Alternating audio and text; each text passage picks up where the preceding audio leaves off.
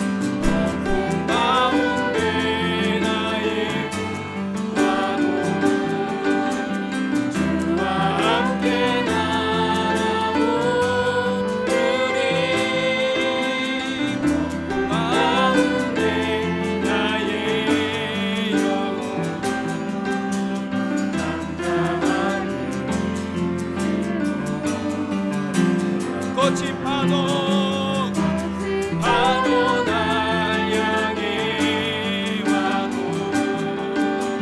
주와 함께 나가오 우리 어둠 가운데 나의 영혼 잠잠하게 한 번만 더 고백합니다. 거친 파도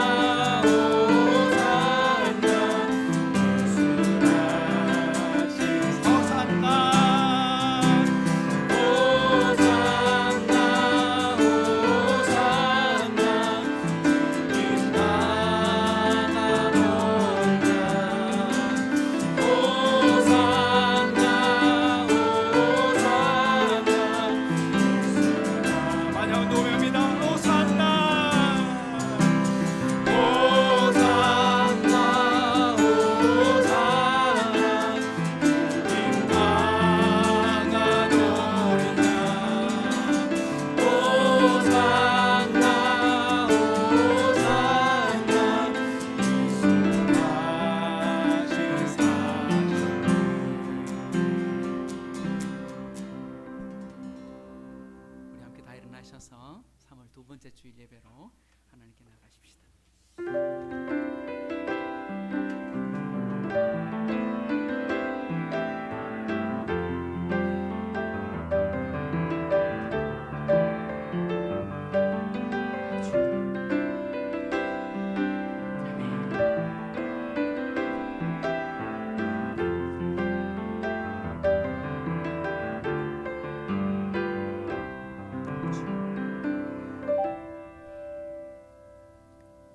너는 청년의 때에 너의 창조자를 기억하라.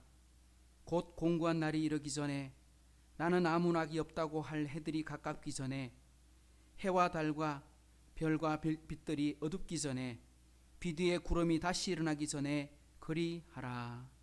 참 좋으신 하나님 아버지, 우리가 하나님의 은혜를 받고 예수 그리스도의 이름으로 구원을 받으며 하나님 십자가의 그늘 안에 거하게 하시니 감사합니다. 오늘 또 복된 주일을 저희에게 허락하셔서 우리 하이섬 식구들 함께 한자리에 모여서 예배하게 하시니 참으로 감사합니다. 지난 한 주간 동안에도 참 여러 가지 일들로 세상이 분주복잡하게 돌아가고 아직도 진행되고 있는 코로나의 상황이 만만치 않고 참 전쟁과 기근의 많은 힘든 소식을 듣고 있음에도 하나님 우리 식구들을 지켜주시고 인도해 주시니 감사합니다. 혹여나 몸이 불편해서 오지 못한 식구들이 있다면 하나님 기억하여 주시고 또 비대면으로 함께 예배를 드리고 있는 우리 식구들에게도 하나님 동일한 은혜와 더 큰 은혜를 주셔서 하나님 다시 예배 드릴 수 있는 날, 그리고 함께 한자리에 모일 수 있도록 하나님 길과 마음과 환경을 열어 주옵소서. 오늘 또 이 시간 다른 모든 일들을 내려놓고 주님 앞에 예배 드리는 거 너무 소중하여 함께 모인 우리 식구들 있습니다. 오늘 이 자리에 모인 식구들 특별히 기억하여 주시되 우리 김옥자 권사님 지난 몇 달 동안 하나님의 은혜가 이제 돌봄 가운데 계시다가 이제 다시 예배의 처소에 올라왔사오니 하나님이여 은혜 베풀어 주시고 강건한 힘도 허락하여 주시며 참으로 기도의 어머니, 기도의 우리 하나님 권사님으로 우리 하이섬 교회의 귀한 기둥 같은 일꾼으로 쓰임 받도록 주여 복의 복을 더하여 주옵소서. 오늘 이 시간도 함께 예배를 드릴 때 우리가 부르는 찬송과 기도와 하나님 부족한 종이 준비한 말씀 가운데도 하나님 큰 은혜 내려주실 것을 믿사오며 예수님의 이름으로 의탁하며 기도하옵나이다. 아멘. 찬송 28장을 함께 찬송하십시다.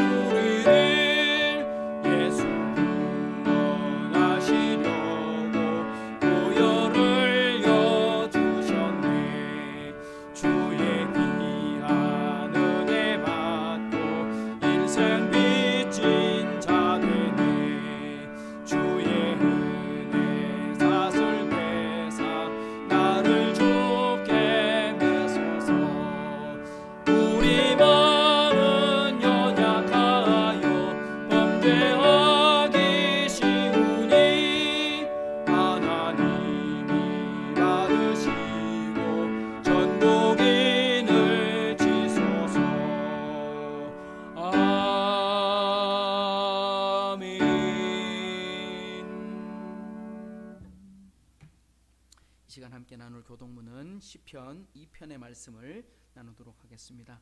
어찌하여 이방 나라들이 분노하며 민족들이 헛된 일을 꾸미는가?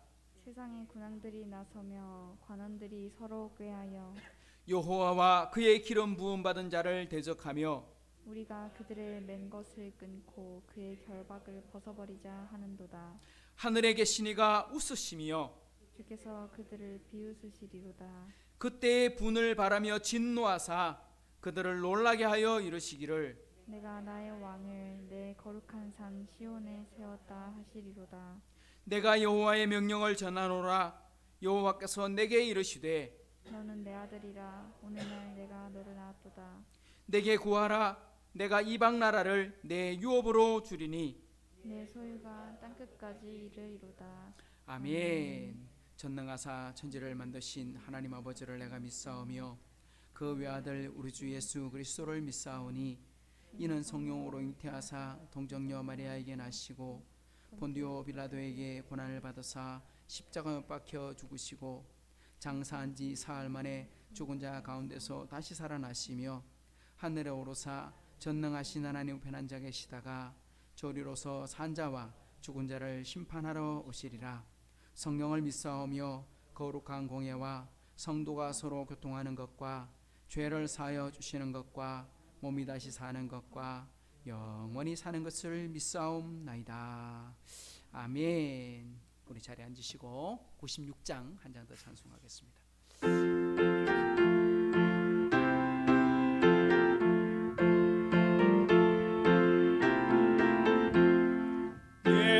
예수님은 누구신가 오는 자의 위로와 없는 자의 풍성이며 전한 자의 높음과 잡힌 자의 노임되고 우리 기쁨 되시네. 예수님은 누구신가 역한 자의 강함과 눈먼 자의 빛이시며 병든 자의 고침과 죽은 자의 부활되고 우리 생명 되시네.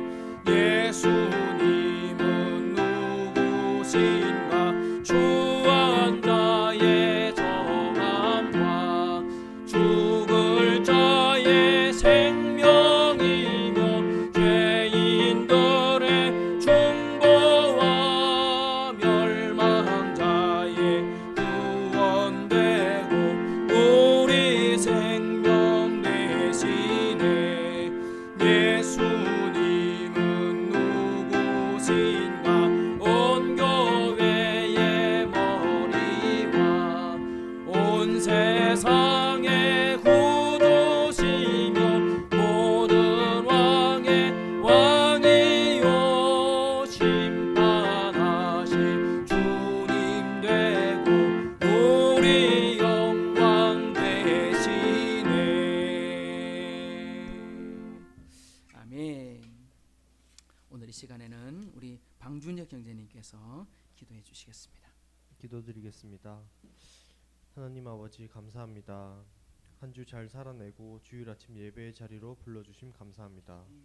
한 주를 돌아보면 세상에 타협하고 하나님이 기뻐하실 삶이 아닌 내가 좀 더 편하고 당장 눈앞에 보이는 욕심을 쫓아 살았던 모습들이 보입니다. 주님 용서하여 주시옵소서. 주일이 지나고 일상으로 돌아갔을 때 주일날의 다짐과 결단을 잘 곱씹으며 한 주 동안 주님 안에서 승리하는 하나님의 자녀가 되게 도와주세요.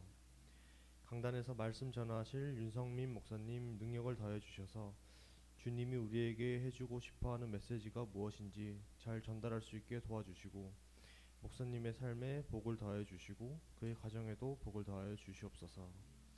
온전히 주님께 집중하여 예배드릴 수 있게 해주시고 말씀을 잘 듣고 가슴 깊이 묵상하여 삶을 살아갈 때 그리스도의 향기를 나타낼 수 있는 하나님의 자녀가 될 수 있게 도와주세요.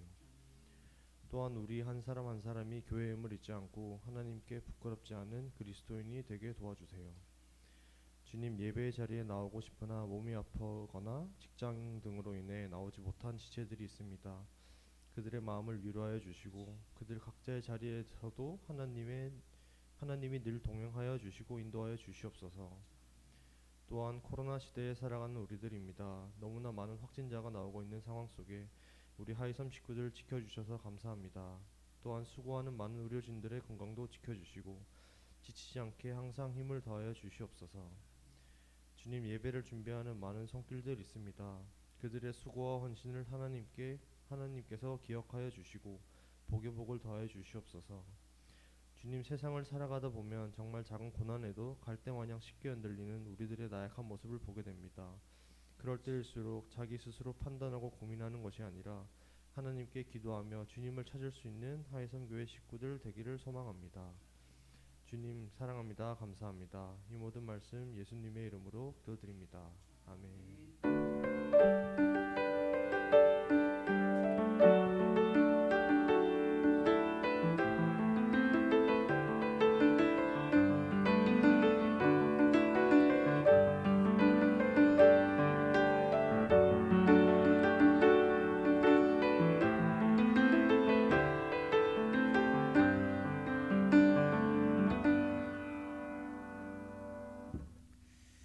오늘 우리에게 주시는 하나님의 말씀 함께 묵상하겠습니다. 사도행전 20장 1절부터 6절까지 말씀 우리 찾으시고 우리 한 절씩 교독하도록 하겠습니다. 사도행전 20장 1절에서 6절까지 말씀 찾으시고 한 절씩 교독합니다. 소요가 그침에 바울은 제자들을 불러 권한 후에 작별하고 떠나 마게도냐로 가니라. 그 지방으로 다녀가며 여러 말로 제자들에게 권하고 힐라에 이르러 거기 석 달 동안 있다가 배 타고 수리아로 가고자 할 그때에 유대인들이 자기를 해하려고 공모함으로 마게도냐를 거쳐 돌아가기로 작정하니 아시아까지 함께 가는 자는 베레아 사람 브로의 아들 소바더와 데살로니가 사람 아리스다고와 세군도와 더베 사람 가이오와 및 디모데와 아시아 사람 두기고와 드로비모라. 그들은 먼저 가서 드로아에서 우리를 기다리더라. 우리는 무교절 후에 빌립보에서 배로 떠나 닷새 만에 드로아에 있는 그들에게 가서 이래를 머무니라. 아멘. 아멘. 감사합니다. 우리 교회 소식을 좀 봐주시기 바랍니다. 오늘 참 감사한 것은 우리 몇 달 동안 우리 교회를 떠나서 저 경기도에서 우리 다치신 허리 치료하고 또 회복하셨고 이렇게 오늘 드디어 예배의 자리에 와셔서 함께 예배드리는 우리 김옥자 권사님 계시는데 우리 크게 한 박수 한번 환영하십시다. 감사합니다. 감사합니다. 건강하게 뵙게 돼서 감사하고 그 안성에 지금 코로나 확진자가 뭐 1,300명 조그마한 시에 그렇게 많이 나오고 거기다가 저희들 조카 거기에다가 우리 손주 뭐 이렇게 해서 뭐 가족들이 지금 많이 확진이 되는 상황이어서 할머니가 그곳에 계시는 게 안전하지 못할 것 같다. 그래서 좀 이렇게 피신을 오듯이 이렇게 왔습니다. 지금 세계적인 뉴스를 보게 되면 WHO 그러니까 세계보건기구에서 이제 조만간 팬데믹 종식이다 하고 선언할 준비를 하고 있다는 소식을 들었습니다. 그러니까 우리나라는 아직 아닙니다. 근데 전 세계적으로 봤을 때 이제는 끝이 나고 있다 이렇게 결론을 내리고 있다는 거죠. 그리고 우리나라는 이제 그 질병청에서 이번 주 결과에 이야기하는데 다음 주가 우리나라도 아마 정점을 찍을 가능성이 높다 이렇게 보고 있습니다. 그래서 다음 주 지나고 나서는 이제 숫자가 줄어들면서 결국은 우리도 결국 종식 선언에 가까워질 것 아닌가 하고 생각합니다. 그럼에도 불구하고 우리가 조심해야 되는 것은 우리 교회에도 이제 60대, 70대, 우리 80대 어른이 계시기 때문에 나이 드신 분들은 굉장히 위험할 수 있기 때문에 백신을 맞았음에도 그것 때문에 조심을 해야 되는 겁니다. 이제는 우리 젊은 청년들, 우리 식구들은 웬만하면 이렇게 걸려도 다닐 수 있는 상황까지 오지 않겠습니까? 그러니까 크게 걱정을 하지 마시되 하지만 마스크를 착용하는 것은 내 가장 가까운 혹시 연약한 분들을 위해서 하는 것이다 이렇게 생각해 주시고 이제 두려워하거나 겁내지 마시고 우리가 함께 기도해 주시면 좋겠어요. 우리 집사님 중에도 가족 중에 코로나 확진자가 나와서 집사님 굉장히 이현숙 집사님도 조심해야 되는 그런 상황에 놓여 있습니다. 여러분 끝까지 같이 기도해서 이 일들 속에 안전하게 지나갈 수 있도록 함께 기도해 주시면 좋겠고요. 저는 내일은 하영 모구에 참석하게 되고 화요일 날은 시차례에 참석해서 우리 이제 봄에 노회가 있고 가을에 노회가 있습니다. 두 번 모임이 있게 되고 또 이제 4월 달 되면 우리 또 부활절이 또 앞두고 준비가 되고 있으니까 이제 서서히 이것들이 정리되면서 우리가 무엇을 할까 또 의논도 하고 기도하면서 준비했으면 좋겠다 싶습니다. 여러분들도 합심해서 함께 기도해 주시고 응원해 주시면 감사하겠습니다. 하나님 앞에 먼저 예물 드리고 말씀 나누겠습니다. 범사의 아버지 하나님 아버지 범사에 감사함을 드립니다. 김옥자 권사님 드리셨고요. 윤성민 목사 드렸습니다. 한번 기도하고 말씀 나누겠습니다. 참 좋으신 하나님 아버지 감사합니다. 오늘 또 저희를 사랑해 주시고 이 자리까지 불러주신 하나님 감사합니다. 오늘 또 예배를 드리러 나오는데 특별히 우리 김옥자 권사님 함께 참석할 수 있게 해주신 것 감사하고 몸을 회복하게 해주신 것 감사하고 이 코로나의 위중한 상황 속에서도 안전하게 지켜주심을 감사합니다. 특별히 집에서 함께 예배를 드리고 있는 우리 이현숙 집사님에게도 동일한 은혜 내려주시고 우리 조신은 선교사님, 우리 황성규 선교사님에게도 하나님 안전한 길을 열어주셨다가 하나님 선교지로 나갈 수 있도록 하나님 복의 복을 더하여 주옵소서. 오늘도 참으로 기도 중에 있었던 것처럼 몸이 불편해서 또한 직장에 출근함으로 나오지 못하는 우리 식구들까지도 주님 기억하여 주시고 이 코로나가 다 종식될 때쯤에는 우리 한번 다 같이 모여 축제를 하고 함께 감사 예배 드릴 수 있는 그런 날이 속히 오도록 우리 하이섬교회 모든 성도들에게 복의 복을 더하여 주옵소서. 감사드리며 예수님의 이름으로 축복하며 기도하옵나이다. 아멘. 할렐루야. 자, 우리 사도행전도 이제 서서히 이제 마감되어 가고 있습니다.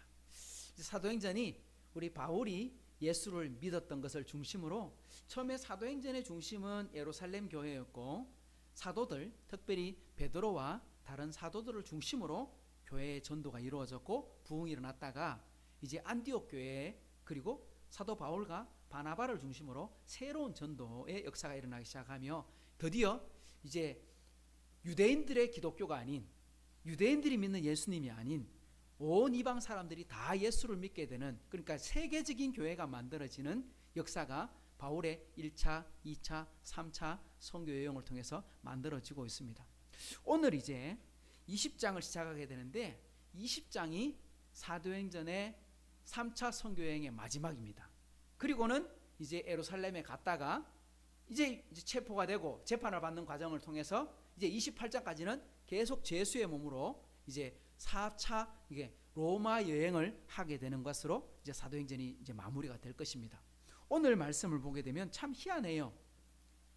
1절부터 6절까지밖에 되지 않는 짧은 말씀인데 이 속에는 굉장히 많은 복잡하고 그리고 여러 가지 이야기를 함축하고 있는 것을 여러분 알 수 있게 됩니다. 저는 말씀을 읽으면서 말씀을 공부하면서 저도 옛날에는 성경을 많이 읽었고 사도행전도 여러 번 읽어봤고 또 이렇게 지도를 그려가며 찾아보긴 했지만 야 이번에 말씀을 좀 더 공부해 보니까 야 이런 의미가 들어있었구나. 참 대단하다. 그래서 성경은 한 번 읽으면 안 되고 두 번 읽어도 안 되고 아니 10번 읽어도 안 되고 우리 죽을 때까지 읽어야 될 줄 믿으시기 바랍니다. 죽을 때까지 읽어도 다 못 깨닫는 게 성경인 것 같아요. 또 읽으면 읽을수록 새로운 것이 나오는 말씀인 것을 묵상하게 되는 것 같아요. 그래서 저는 오늘 말씀을 읽어보니까 야 내용은 짧은데 실제적으로는 굉장히 많은 전도 여행길을 압축해서 설명해 놨구나.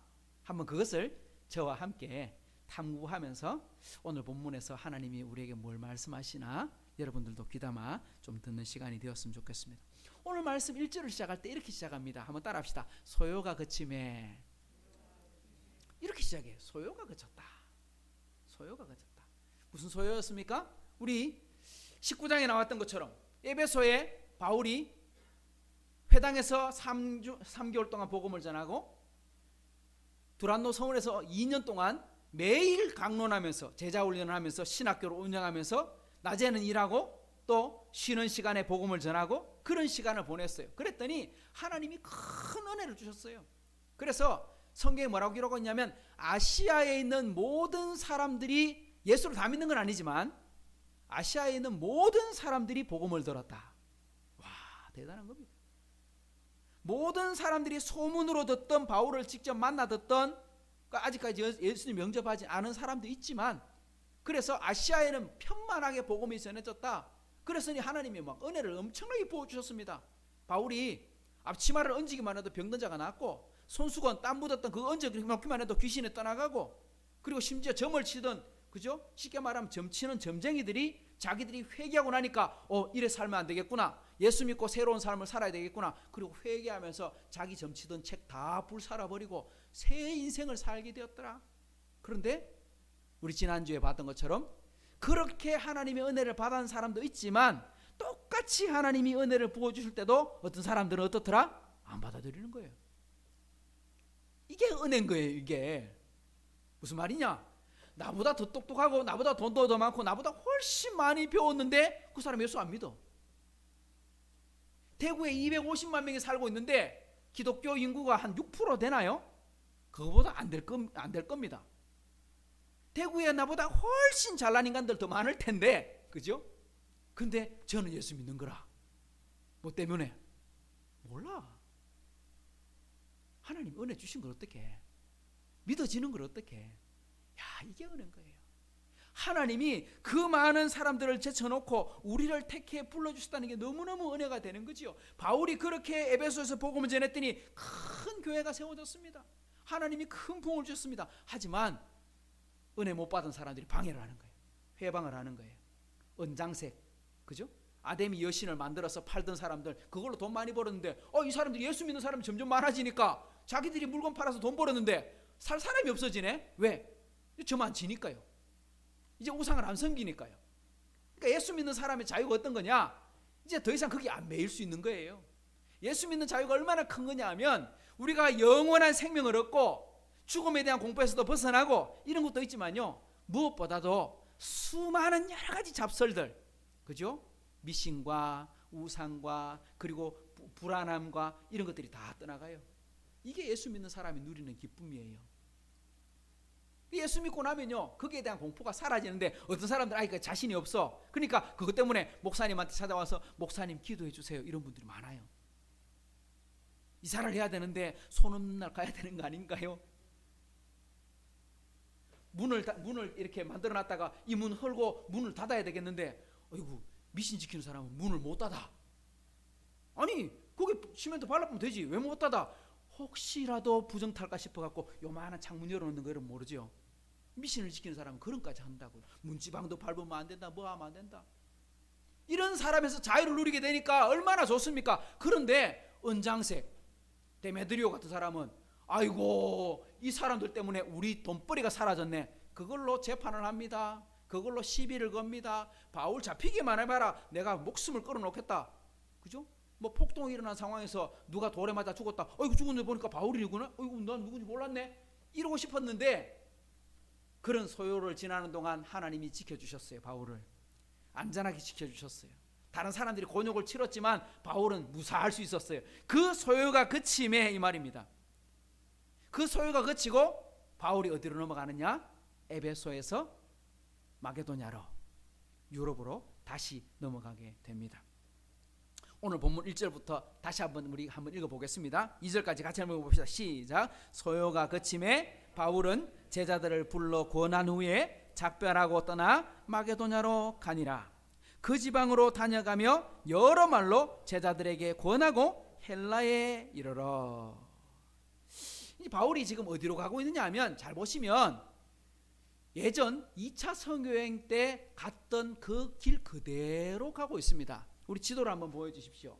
이게 3차 선교여행 지도인데, 자, 아시아의 에베소에서 지금 이제 어디로 가느냐? 옛날 드로아, 2차 선교여행 때 드로아에서 배 타고 이제 길을 건너가게 되죠. 그죠? 가다가 중간에 섬에서 잠깐 쉬었다가 다음날 건너가서 이제 우리가 잘 아는 것처럼 네아폴리, 빌립보, 데살로니가, 그리고 베레아, 그리고 아테네, 그리고 고린도, 이렇게 해서 2차 선교여행이 끝이 났잖아요. 그리고 이제 예루살렘으로 돌아옵니다.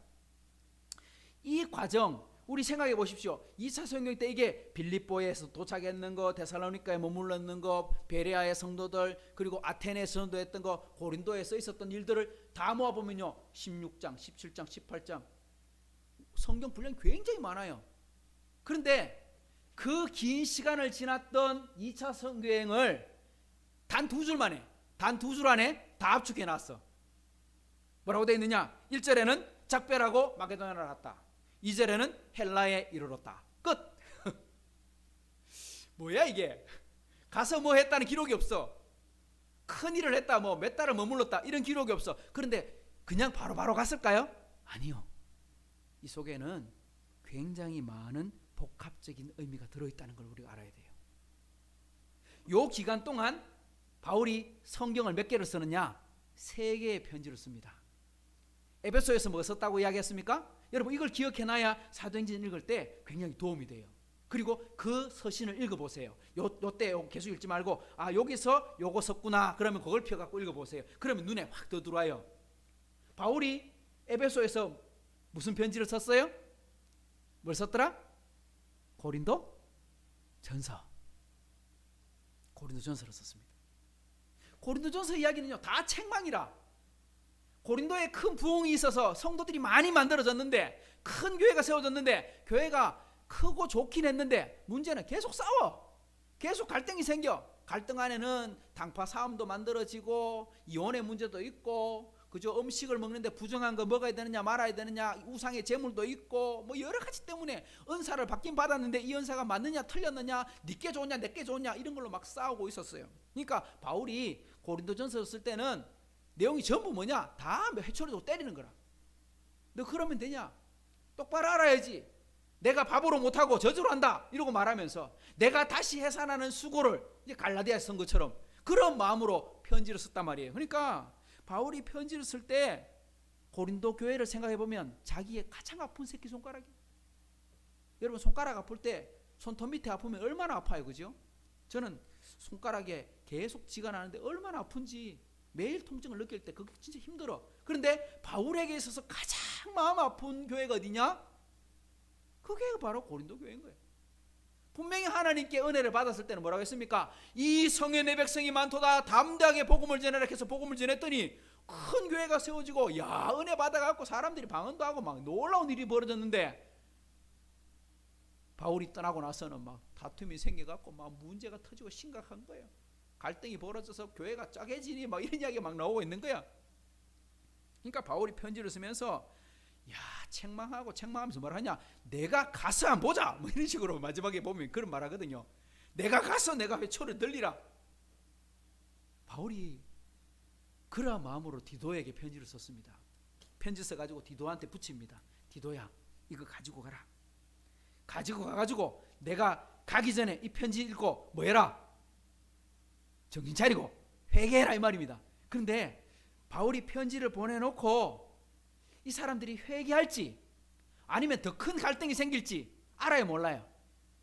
몰라. 마음이 답답할까 안 답답할까요? 속 터지지. 왜? 이 사람들이 이 편지 받고 정신 차려야 될 낀데 안 될 것 같기도 하고 될 것 같기도 하고 마음이 어때요? 심란한 기라. 믿음이 생겼다가 낙심했다가 믿음이 생겼다가 낙심했다 막 이런 거야. 여러분 우리가 예수 믿는데 항상 마음이 기쁘고 항상 믿음이 있고 이러지 않거든요. 바울도 그런 거라. 바울이 막 갈등이 있는 거라. 그런 걸 어디서 볼 수 있느냐? 바울이 편지를 고린도 교회에다 쓴 편지는 어디서? 에베소에서. 그리고 바울이 두 번째 편지 고린도 후서를 쓰잖아요. 그건 어디서? 그건 마게도냐 넘어가 가지고 이제 마게도냐 하면 어디입니까? 빌립보, 데살로니가, 베레아 이 세 개 교회가 그 마게도냐 지방에 있는 교회들인데 그곳에 가서 쉽게 말하면 바울이 편지부터 붙여놓고 내가 가겠다 하고 이제 그 길로 갑니다. 그런데 디도한테 붙여놓고 디도가 답장을 가지고 와야 될 텐데 디도가 좋은 소식 갖고 와야 될 텐데 바울이 소식은 편지는 보내놔놓고 소식은 안 와. 그러니까 마음이 편해 안 편해? 안 편한 기라. 그래서 그 마음을 어디다 담아놨느냐? 고린도 후서를 한번 읽어보면 나옵니다. 고린도 후서 2장 12절 한번 보세요. 이렇게 말합니다. 내가 그리스도의 복음을 위하여 드로아의 이름에 주 안에서 문이 내게 열렸으되. 에베소에서 편지 써가지고 디도한테 붙였어요. 그리고 자기는 이제 디도 먼저 보내놓고 에베소서 일을 마무리하고 소요가 그치고 난 다음에 어디로 갔냐? 트로이에 가가지고 이제 배탈 준비를 하고 있어. 근데 드로아에 가갖고도 바울이 뭐 합니까? 복음을 전하는 기라. 그냥 무조건 여행 가는 게 아니고 도착하는 데마다 어떻게 하든지 복음을 전하려고 헌신하고 있어요. 그래서 드로아에 이르는데 오늘 뭐라고 돼 있어요? 드로아에서 이름에 주 안에서 문이 열렸다. 여러분 이게 무슨 문이 열린 걸까요? 무슨 문이 열린 걸까요? 주 안에서 문이 열렸다. 이 트로이에 있는 사람들이 예수를 믿는 거라. 이 사람들이 복음을 전했는데 이 사람들이 예수 믿고 바울 생애에서 이거보다 좋은 일은 없죠. 바울은 평생 복음 전하다가 결혼도 못했으니 이거보다 좋은 건 없어요, 바울에게. 그런데 바울이 야, 드로아에서 복음의 문이 열렸으니까 이곳에서 복음을 전하자 말자. 더 전해야지 신나게. 왜? 이런 일이 잘 없었거든.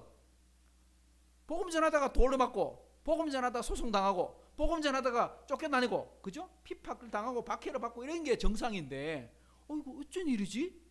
트로아의 사람들이 예수를 믿고 거듭나고 회개를 하고 복음의 문이 활짝 열리네.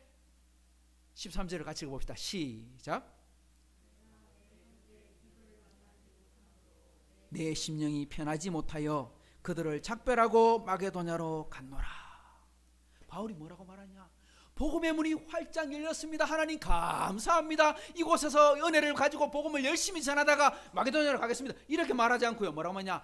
디도를 만나지 못함으로 시름 이런 말입니다. 왜? 디도한테 고린도전서를 붙였거든요. 근데 빨리 와갖고 소식을 전해줘야 되는데 소식을 못 들으니까 마음이 심란하니까 복음의 문이 열렸는 것도 마음에 안 들어. 걱정이 돼가지고. 그래서 어떻게 하냐? 아이고, 복음이 전해져 갖고 예수 믿는 것도 좋지만 일단 내 마음이 너무 급하다. 그리고 배 타고 빌립보로 가자. 그리고 배 타고 건너갔다 이 말입니다. 얼마나 심란한 거예요. 보세요. 안에 바울이 마음에 갈등이 있으니까 복음의 문이 열린 것도 자기에게 은혜가 되지 않는 거예요. 그렇게 해서 넘어가는 거예요. 그 넘어가서 마게도냐에 이르러서 뭘 쓰느냐? 고린도 후서를 써서 또 보냅니다. 근데 이 고린도 후서를 쓰기 전에 누구를 만나게 되느냐? 드디어 누구를 만나요? 디도를 만나. 마게도냐에서. 고린도 후서 7장을 보십시오. 우리가 마게도냐에 이르렀을 때에 우리 육체가 편하지 못하고 사방으로 환난을 당하고 밖으로는 다툼이요 안으로는 두려움이었노라. 그러니까 마게도냐 도착했을 때는 트로이에서는 복음의 문이 열려서 와, 형통한 길이 열렸는데 마게도냐로 가는 데는 그거 빌립보도 있고 데살로니가도 있는데 여전히 피해를 보고 있어. 여전히 어려워. 밖에서는 박해요, 안에서는 두려움이요. 마음에 이런 갈등이 있어요. 그럼에도 불구하고 이게 그 갈등이 아니야. 이게 걱정이 아니라 걱정 끝. 왜 걱정 끝이냐? 6절 같이 읽어봅시다. 시작. 그러나 낙심한 자들을 위로하시는 하나님이 디도가 오므로 우리를 위로하셨으니. 할렐루야. 보십시오.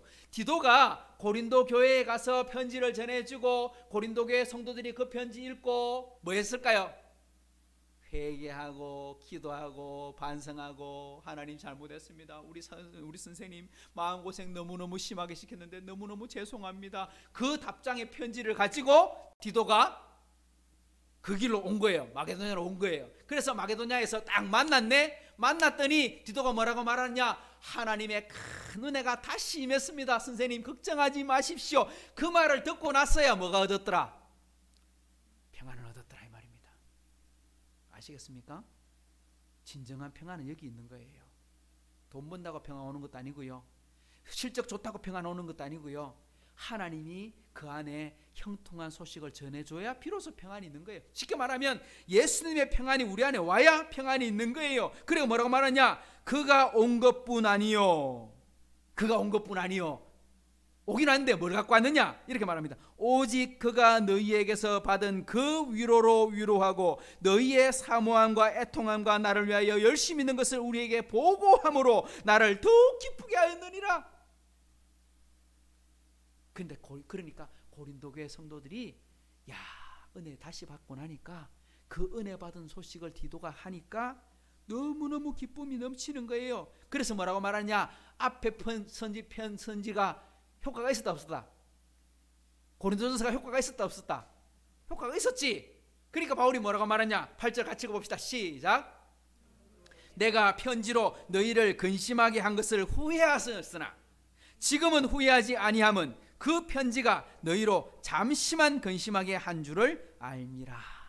보십시오. 내가 편지 쓰는 후회 많았다. 그거 편지 써가지고 너네들이 그거 받았을 때 갈등할 거 생각하니까 마음에 짐이 한 짐이다. 그런데 지금은 후회 안 한다. 왜? 너희가 그거 받고 잠시 근심하고 잠시 괴로울 수 있었는데 회개하고 돌아선 거 생각하니까 야, 편지 잘 썼구나. 그래서 지금은 이제 갈등하고 후회하지 않는다 이 말입니다. 그렇게 고린도 전서를 쓴 바울이 마게도냐에서 이제 디도를 만났어요. 그리고 뭐 쓰느냐? 고린도 후서를 쓰는 거야. 그 후서를 다 담아가지고 고린도에다가 먼저 보내놓고 다시 이제 움직이기 시작하는 겁니다. 편지는 먼저 보내놓고 바울은 역시 복음을 전하면서 가야 되잖아요. 여기까지가 어디냐? 여기까지가 1절이에요. 여기까지 1절 스토리예요. 마게도냐에 도착했다. 그러니까 고린도전서 썼지, 마게도냐에서 디도 만났지, 디도 만나갖고 고린도 후서 썼지, 그리고 편지 보내놓고 그리고 나서 복음을 전하면서 다시 2절에 아가야 헬라에 이르렀더라. 여기까지입니다. 자, 헬라에 이르렀다 이 말은 헬라는요 아가야 지방을 말하고 아가야 지방의 대표적인 도시들은 우리 두 개 있었죠. 아테네와 그리고 고린도 또 있긴 해요. 어디가 있냐? 스파르타. 그 세 개 도시가 아가야 지방의 가장 큰 도시들이에요. 근데 고린도에 이르렀는데 바울이 고린도에서 얼마 동안 머물러 있어요? 오늘 3절을 보십시다. 3절 시작. 거기까지요. 거기 석 달 동안 머물렀다. 그러니까 바울이 고린도에 도착해서 3달을 머물고 있었는데 3달 동안 뭐 했을까요? 뭐 했는지 기록이 없어. 근데 이 고린도에서 바울이 뭐 했느냐? 뭘 썼어요? 제가 지난번에 이야기했잖아요. 이걸 기억해 놔야 된다고요. 거기서 뭘 썼느냐? 로마서를 씁니다. 바울 서신의 가장 명저, 바울 서신 중에 가장 보석 중에 보석, 그게 로마서인데, 그죠? 로마서 8장 정말 위대한 구절들 아닙니까? 야, 그 편지가 기록되었습니다. 이 석 달 동안 머물면서 바울이 로마서 16장이니까 하루 만에 쓴 건 아닐 거예요. 오랜 시간을 거치면서 묵상해 가면서 로마 성도들을 생각해 가면서 더디오와 함께 더디오가 대필하면서 기록을 했는데 그때 바울의 심정을 로마서에 담아놨어요. 이제 고린도에서 기록하고 있던 바울의 마음을 그러니까 로마서를 읽어보면 뒤에 나와요. 로마서 15장 읽어보면 이렇게 말씀합니다. 그러므로 또한 내가 너희에게 가려 하던 것이 여러 번 막혔더니 이제는 이 지방에 일할 곳도 없고 또 여러 해 전부터 언제든지 서반으로 갈 때에 너희에게 가기를 바라고 있었으니 이는 지나가는 길에 너희를 보고 먼저 너희와 사귐을 얼마간 기쁨을 가진 후에 너희가 그래로 보내주김을 바랍니다. 여러분, 내가 로마로 가고 싶으나 가기 힘든 형편이었습니다. 길이 막히기도 했고 사정이 생기기도 했고 사탄이 막기도 했고 방해도 있었고, 그런데 이제는 어떠냐? 이제 여기 일이 다 끝났습니다. 아시아에 편만하게 복음이 전해졌습니다. 마게도냐와 아가야, 쉽게 말하면 그리스 땅에 복음이 다 전해졌습니다. 동네마다 다 전한 건 아니겠지만 적어도 대표적인 도시에는 복음을 내가 다 전했습니다. 그러니까 이제 할 일이 끝났습니다. 이제 어디 갈 수 있습니까? 이제 로마로 갈 수 있습니다. 여러분, 잠시만 기다리면 내가 로마로 가겠습니다. 그런데 아직 한 가지 일이 더 남았습니다. 한 가지 일이 뭡니까? 예루살렘을 들렀다가 갈 겁니다. 25절에 보면 뭐라고 말합니까? 그러나 이제는 내가 성도를 섬기는 일로 예루살렘으로 가노니. 예루살렘에 왜 가느냐? 예루살렘은 우리 교회로 말하면 모교회, 고향교회. 예루살렘 교회에서 모든 교회가 다 만들어졌잖아요. 흩어지면서 교회가 나왔잖아요. 그러니까 예루살렘은 모교회니까 고향교회가 어렵다 하면 도와줘야 안 돼요? 안 도와줘야 돼요? 도와주고 싶으면 생기죠. 그러니까 예루살렘에 있는 사람들이 핍박을 받고 힘드니까 고린도에 있는 교회, 빌립보에 있는 교회, 안디옥에 있는 교회, 그 교회들이 십시일반 다 헌금을 해가지고 예루살렘에 헌금을 보내주는 거예요. 도움을 주려고. 이게 얼마나 큰 은혜입니까? 그래 뭐라고 말하냐? 이는 마게도냐와 아가야 사람들이 예루살렘 성도 중 가난한 자를 위하여 기쁘게 얼마를 연보하였더라. 그래서 고린도전서를 읽어보면 뭐가 나오냐니까 내가 가기 전에 여러분들이 미리 헌금을 내놔라. 미리 헌금을 해갖고 헌금을 따로 걷는 일도 없도록 해놔라. 그거 다 챙겨가지고 내가 예루살렘으로 전달해 주겠다. 그런 말씀들이 곳곳에서 나오거든요. 그러니까 초대교회는 비록 떨어져 있지만 다 주 안에 한 교회였음을 인식했다는 거예요. 굉장히 중요한 겁니다. 우리 하이섬교회 성도들 여러분이 다 집집마다 떨어져 살고 있지만 우리 주 안에 하나님을 믿으시기 바랍니다. 이 굉장히 중요한 거예요. 또 대구에 있는 수많은 교회가 있고 전국에 우주에 많은 교회가 있지만 그 교회가 전부 다 예수 안에 한 교회임을 그것도 알아야 됩니다. 자, 그렇게 섬기기를 하는 것이 마땅하다. 그러므로 내가 이 일을 다 마치고 이 열매들을 그들에게 확증한 후에 예루살렘에 전달하고 나서 내가 서바나라고 갈 때에 너희에게 들러서 가겠다 하는 말씀이 28절의 말씀으로 끝나게 되는 거예요. 자, 이렇게 해서 이제 예루살렘으로 가야지요. 이게 2차 선교 여행의 때는 보면 고린도에서 일정을 마치고 어디로 가요? 여러분 기억납니까? 고린도에서 이제 사역이 끝났어요. 2차 사역이 끝나면 어디로 가요? 예루살렘으로 가요. 근데 바로 가지는 못해요. 배가 작으니까. 그러니까 어디로 가요? 2차 선교여행 지도에 보면 배 타고 어디서 갱그리아에서 배를 타고 바다를 건너 바다를 동쪽으로 쭉 건너가면 직진하면 어디가 나오냐? 에베소가 나와. 그리고 에베소에서 밑으로 배 타고 쭉 내려와서 섬들 사이로 지나서 쭉 내려와서 바로 내려오면 지중해는 바로 예루살렘으로 바로 가는 거예요. 직행 코스. 완행 코스가 아닌 직행 코스. 그렇게 가려고 마음을 먹었는데 문제가 하나 발생했어요. 어떤 문제가 발생했어요? 오늘 3절을 읽어봅시다. 오늘 본문 3절 시작. 거기 석 달 동안 있다가 배 타고 수리아로 가고자 할 그때에 수리아가 어디냐니까 안디옥입니다. 안디옥에 갔다가 선교 보고하고 예루살렘으로 가야지 하고 계획을 다 세웠어요. 세웠는데 뭐라고 말합니까? 그때에 유대인들이 자기를 해하려고 공모함으로 마게도냐를 거쳐 돌아가기로 작정했다. 원래는 2차 성경 지도 다시 한번 보여주세요. 자, 배 타고 어디로 가면 됩니까? 그냥 직진해서 에베소 갔다가 바로 안디옥으로 가면 돼. 그런데 소식을 들었는데 뭔 정보를 얻었느냐? 이런 말하는 거야. 유대인들이 그 길로 지나가다가 쉽게 말하면 습격을 해갖고 바울을 죽이자 해하려고 하는 계획이 들리는 거예요. 첩보가 들어온 거예요. 첩보가. 여러분 여기 보면 지도에 보면 섬들이 많아요. 적어요. 고린도부터 시작해서 에베소까지 가는데 보면 섬들이 굉장히 많죠. 저 섬들이 지금은 다 그리스의 섬들입니다. 가까이 어디 아시아 쪽에 붙어있는 저쪽은 지금으로 말하면 터키거든요. 터키에는 섬이 하나도 없어. 웃기죠? 섬이 하나도 없어. 주인 저기 있는 모든 섬, 쉽게 말하면 아시아의 터키 쪽에 있는 붙어있는 모든 섬들, 반모섬 이런 섬들도 전부 다 그리스 땅이에요. 왜냐하니까 터키가 독립을 할 때, 터키가 독립한 지 한 100년밖에 안 됐거든요. 독립한 지 얼마 안 됐어요.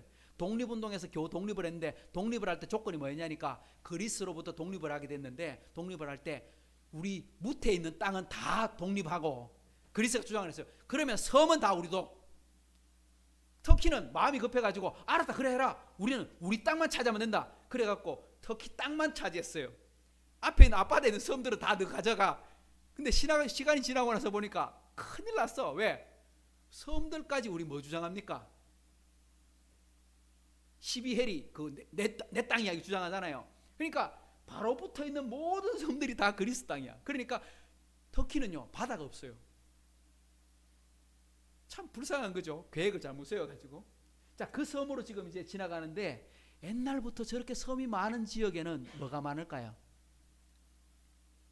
원래 저기가 동서양으로 지나가는 물물 교환하는 장소, 쉽게 말하면 무역 배들이 지나가는 장소거든요. 상선이 많이 다니는 곳이에요. 그럼 뭐도 많을까요? 그렇죠. 해적이 많은 거예요. 저쪽으로 지나가는 동안 해적을 많이 만나. 그래서 율리우스 카이사르 같은 경우 해적한테 잡혀가지고 몇 달 동안 잡혀갖고 돈 다 뜯기고 빚내갖고 빚 갚고 그래 자유를 얻고 막 이랬어요. 그러니까 유대인들이 뭐라고 생각하느냐? 저 길로 지나가다가 바울이 상선을 타고 지나갈 텐데 지나가다가 해하려고, 다르게 말하면 해적들한테 습격을 당해서 죽음을 당했다. 이러면 얼마나 쉬워. 계획을 딱 세워놨는데 그 정보가 귀에 들어온 거야. 그러니까 바울이 안 되겠구나. 그래서 어떻게? 다시 이제 3차 선교여행 지도, 다음 지도. 다시 어떻게 하느냐? 원래대로 돌아가자. 저기 보십시오. 아가야 지방의 고린도에 보면 화살표가 어떻게 됐어요? 왔다가 돌아가는 화살표. 그러니까 양쪽으로 화살표가 있죠. 그러니까 찍고 다시 돌아간다. 어디로? 무트로. 어쩔 수 없다. 배 타고 가다가는 해적을 만날 수 있으니까 안 되겠다. 그래서 다시 왔던 길로 돌아가서 빌립보에서 배 타고 다시 어디로? 그러가면 결국 이제 들어와요. 도착해야 되는 거예요. 근데 바울은 그렇게 하고 나머지 일행들은요. 바울이 주 타켓이니까 바울은 먼저 가고, 그러니까 육지로 가고 나머지 일행들은 어디로? 배 타고 가는 거예요. 그 사람들이 누구냐? 4절에 보면 아시아까지 함께하는 사람들은 베레아 사람 브로의 아들 소바더, 베타니카 사람 아리스타고, 세군도와 더베 사람 가이오, 디모데와 아시아 사람 두기고와 드로비모, 우리 지난번에 봤던 사람들. 배 타고 가는 게 빨라요? 걸어가는 게 빨라요? 방이 배 타고 가는 게 빠르지. 그죠? 육지로 걸어가면 시간이 한참 걸려야 됩니다. 며칠이 걸릴지 모릅니다. 그런데 배를 타고 가면 아무리 늦어도 한 일주일 이러면 지나갈 수 있습니다. 그러니까 누가 먼저 도착해? 여기 오는 사람들이 먼저 도착하는 거라. 바울은 천천히 도착하고, 그럼 누가? 이 친구들이 먼저 어디에 도착해? 트로이에 먼저 도착하는 거예요. 그래서 뭐라고 하느냐? 5절에 보시면 그들은 먼저 가서 드로아에서 우리를 기다리고 있더라. 바울이 이제 뒤늦게 도착해서 만나게 된 거예요. 만나서는 보니까 이렇게 말합니다. 우리는 무교절 후에 빌립보에서 배로 떠나 닷새 만에 드로아에 있는 그들에게 가서 일주일 머물렀다. 빌립보에서 무교절, 쉽게 말하면 6월절을 지나고 배 타고, 우리 지난번에 우리 건너갈 때는 배 타고 이틀 만에 지나갔는데 이번에는 닷새 걸렸어요. 왜? 바람이 안 불어주니까. 옛날 제가 이야기했잖아요. 배는 동력이 없기 때문에 바람 부는 데로 간다고. 그래서 바람을 맞아 가는데 시간이 많이 걸려서 일주일 동안 걸려서 닷새 만에 배 타고 건너가게 되었더라. 이 6절이 그죠? 이 짧은 6절 속에 이 많은 내용이 다 담겨 있는 거예요. 고린도전서가 들어있고, 고린도후서가 들어있고, 로마서가 들어있고, 그리고 선교 여행의 2차 선교 여행을 반복하고 복습을 하는 영향력이 생기게 되는 거예요. 저는 이 속에서 오늘 이제 본문의 더 핵심 한 가지만 더 생각해 보고 싶습니다. 바울이 자신이 세운 교회들, 밤낮 함께 공부하고 함께 일하고 함께 섬겼던 그곳에 있는 성도들을 생각할 때 여러분, 바울이 어떤 마음이었을까요? 이런 말씀이 뒤에도 나오거든요. 바울이 배를 안 타고 걸어갑니다. 다른 사람들은 배 타고 가라 하고 자기 혼자 뚜벅뚜벅 어떻게 그 스페인에 가면 산티아고 길 이런 거 있잖아요. 그죠? 사람들이 그 험한 길을 왜 걸어갈까? 뭔가 생각하겠죠? 고민하겠죠? 인생을 돌아보겠죠? 자신의 삶을 돌아보겠죠? 바울도 그런 생활을 보내요. 우리 다음에는 오겠는데, 바울이 그 섬겼던 교회들을 생각할 때 어떤 마음이었을까? 오늘 우리가 그 말씀을 좀 기억했으면 좋겠다는 겁니다. 자, 오늘 본문 1절로 다시 한번 돌아가 봅시다. 1절 읽어봅니다. 시작. 그침에 바울은 제자들을 불러 권한 후에 작별하고 떠나 마게도냐로 가니라. 어디 있어요? 바울이 에베소에 있는 사람들을 불러 모았어. 에베소 성도들을 다 불러 모아놓고 제자들을 불러 모은 후에 뭐 했더라? 오늘 본문에 보면 권한 후에 떠났다. 권했다. 2절도 보세요. 그 지방으로 다녀가며, 그 지방은 어디입니까? 마게도냐에 가가지고 그 지방이니까 빌립보, 데살로니가, 베레아 이런 지역입니다. 그 지방으로 다녀가면서 뭐 했더라? 여러 말로 제자들을 권했다. 반복해서 뭐 했다? 권했더라. 이렇게 나오는 거예요. 성도 여러분, 바울이 뭘 권면했을까? 바울이 무슨 이야기를 했을까? 바울이 무슨 위로를 이 사람들한테 했을까? 여러분 생각할 수 있겠습니까? 저는 이게 오늘 본문을 해석하는 가장 중요한 핵심의 단어라고 생각합니다. 제가 읽어보면서 하나님, 오늘 말씀을 뭐라고 전하면 좋을까요? 묵상하고 있는데 이 단어가 눈에 들어왔어요. 권한 후에. 바울이 자신이 섬겼던 교회들을 돌아보고 성도들을 생각하는 마음이 이거다. 다르게 말하면 오늘 우리가 예배를 드리고 있는 우리 하이섬 식구들을 향해서 하나님이 뭐라고 말씀하실까? 저는 그게 똑같다고 생각합니다. 바울이 쓴 편지를 읽어보면요, 이 마음을 좀 이해할 수 있을 것 같아요. 바울이 편지를 썼을 때 에베소에도 보냈고 빌립보에도 보냈고 데살로니가에도 보냈잖아요. 고린도에도 보냈잖아요. 그 보낸 곳에 보면 이 권한 후에라고 하는 권하는 마음이 담겨 있는 것을 알 수 있게 되었습니다. 근데 읽어보니까 여러 개가 있는 게 아니고 뭐 권한다는 게 굉장히 표현이 많아요.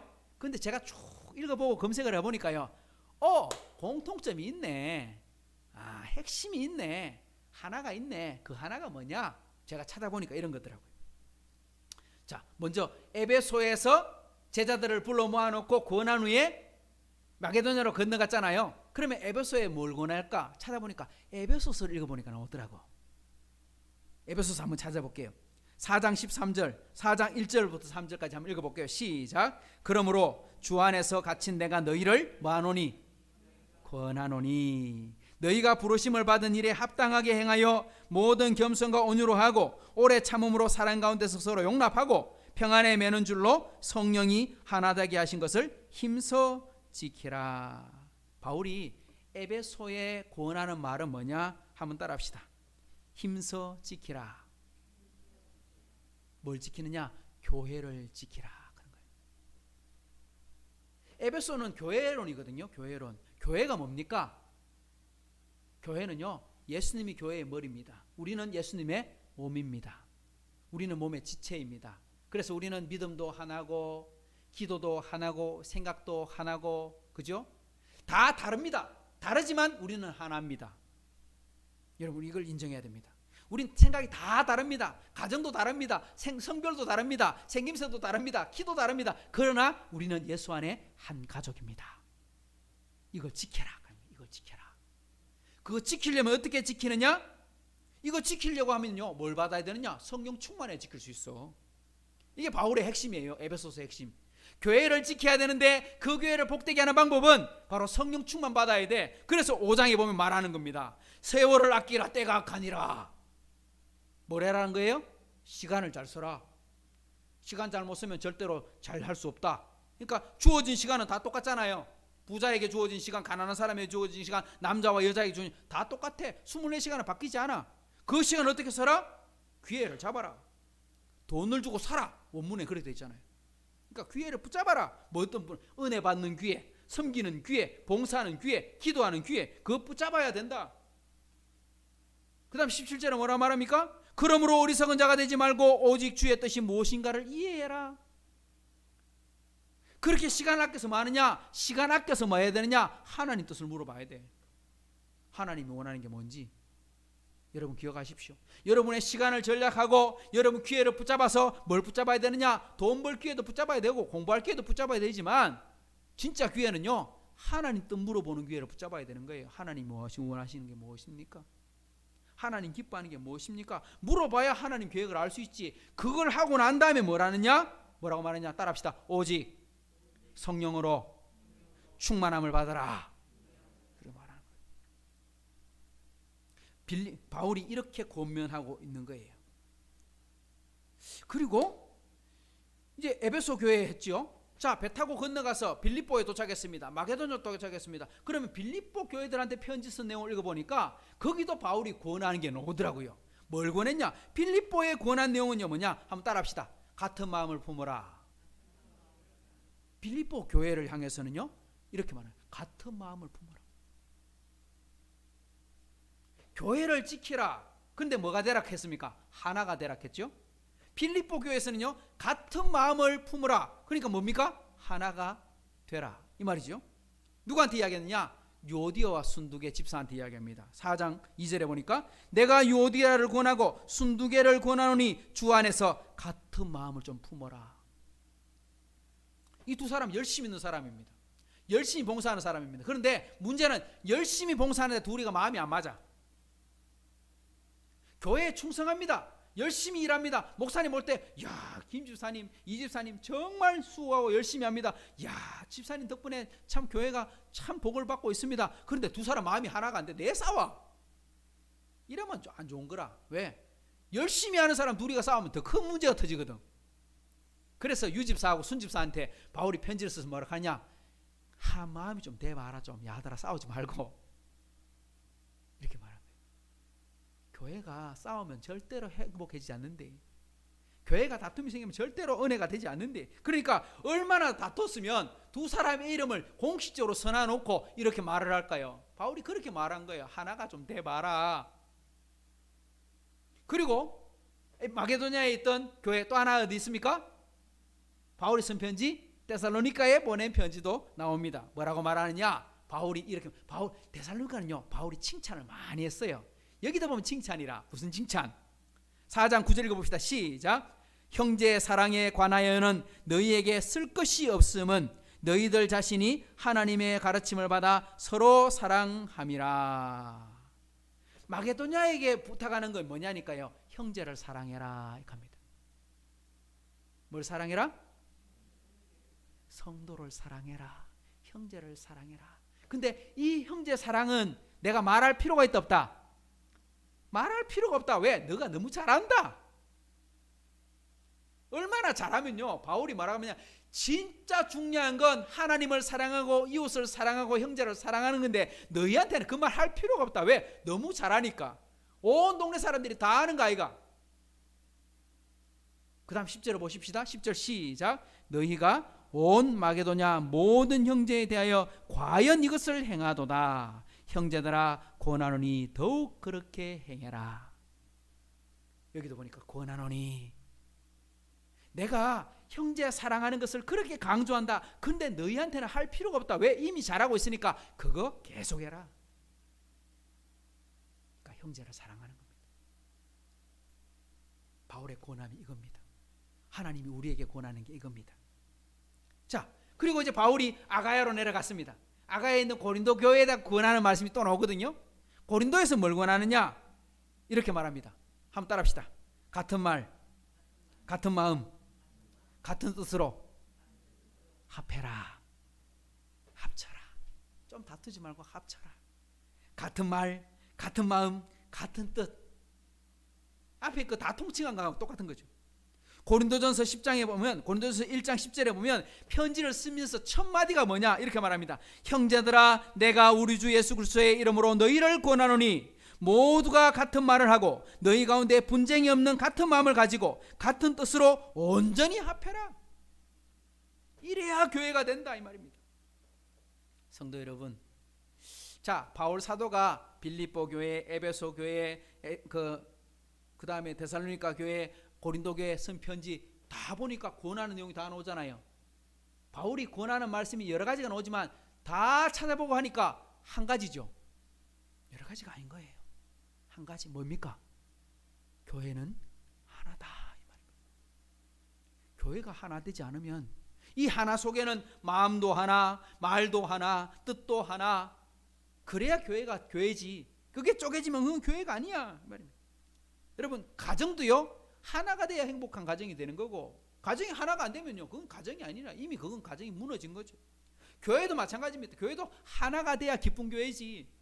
교회는 뜻이 나눠져고 막 싸우고 생기면 그건요 은혜는 이미 사라져 버렸어요. 그거 회복하지 않으면 교회 모습이 안 갖춰져요.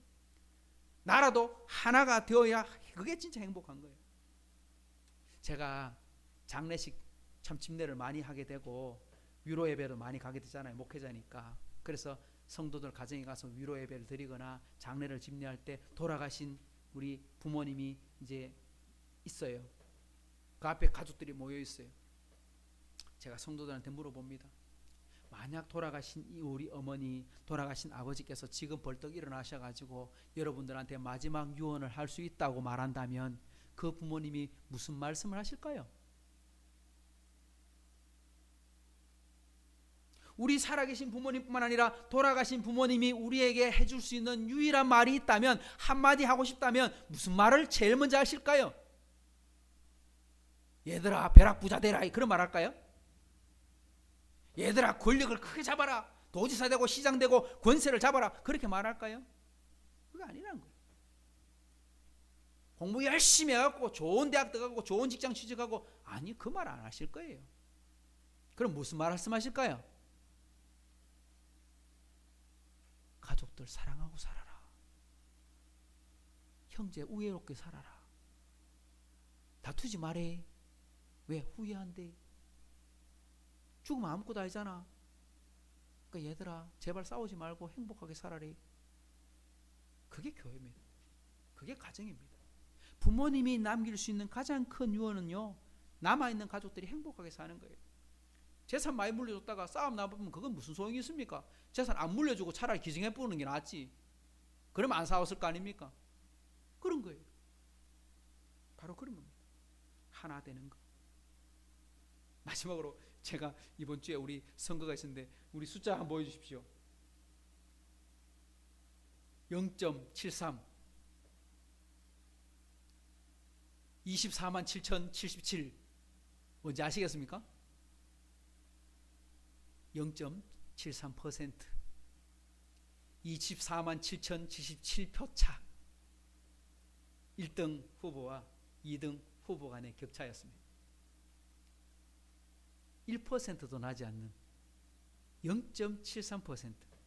저도 밤새도록 그걸 보고 있었는데 좁혀지지 않고 계속 그대로 결국은 성복선을 하는 것을 보았습니다. 야, 진짜 드라마를 쓰라고 해도 저렇게 못 쓰겠다. 누가 조작을 한다 해도 저렇게는 못 하겠다. 저렇게 드라마틱하게 끝까지 저렇게 가면서 결국은 한 사람은 대통령 당선자가 되고 한 사람은 낙선하게 되는 상황. 누군가 이렇게 말하더라고요. 저 결과를 보고 이렇게 말하더라고요. 당선자는 나왔는데 승자도 없고 패자도 없더라. 이런 말을 하는 사람이 있더라고요. 야, 의미 있다. 왜냐니까 이긴 당도 이겼다고 말 못하는 거야. 지금 그 소리 못 치는 거야.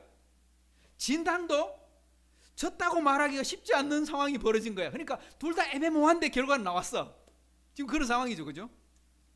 그래서 저는 이런 투표 결과를 이렇게 나왔는데 저는 누가 이겼다 졌다를 말하고 싶은 건 아니에요.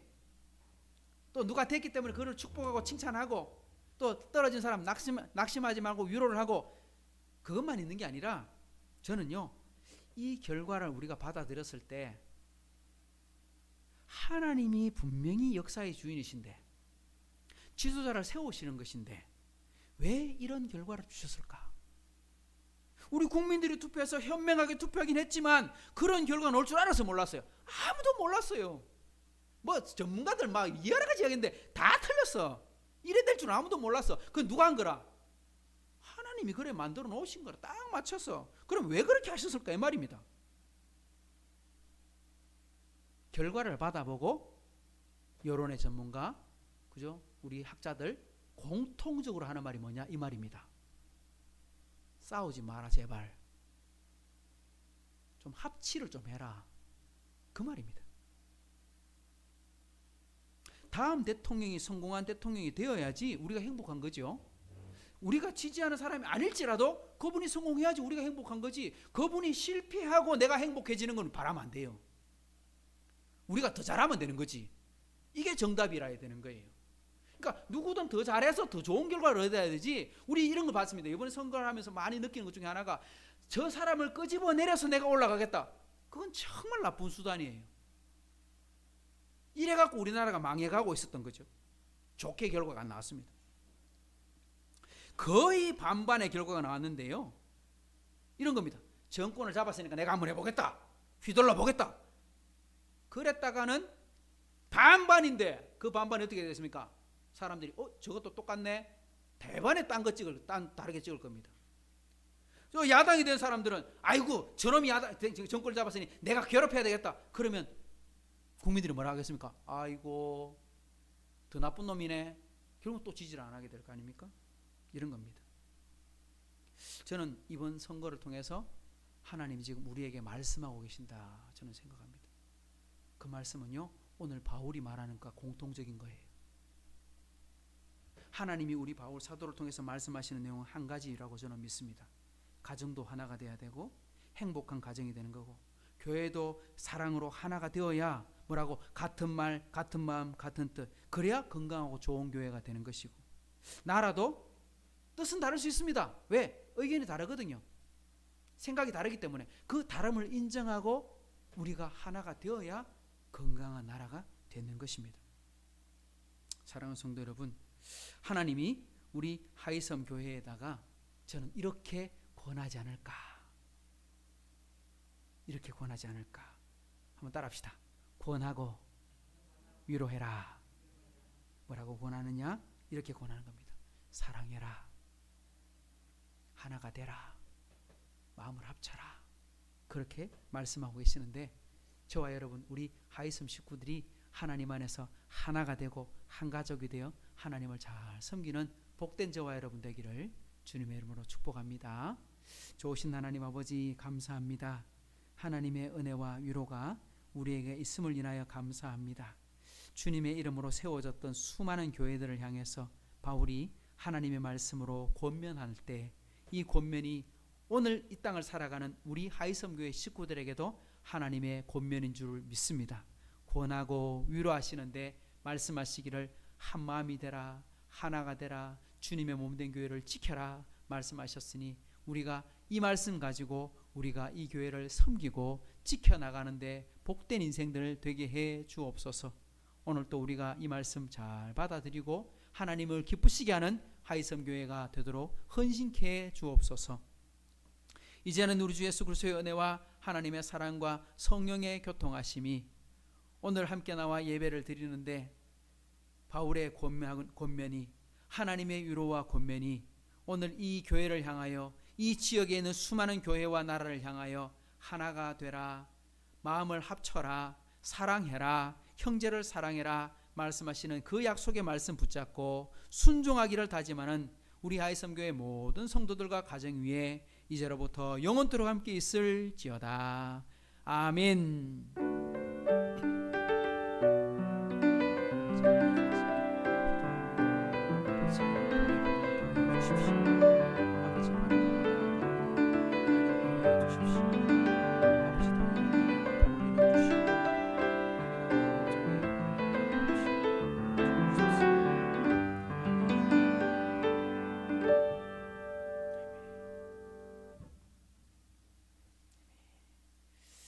예배 마쳤고요. 우리 유튜브를 통해서 비대면 예배 드리시는 우리 모든 분들에게도 우리 남은 시간 잘 보내시고 맛있는 식사하시고 다음 주에 또 함께 뵐 수 있기를 소망합니다.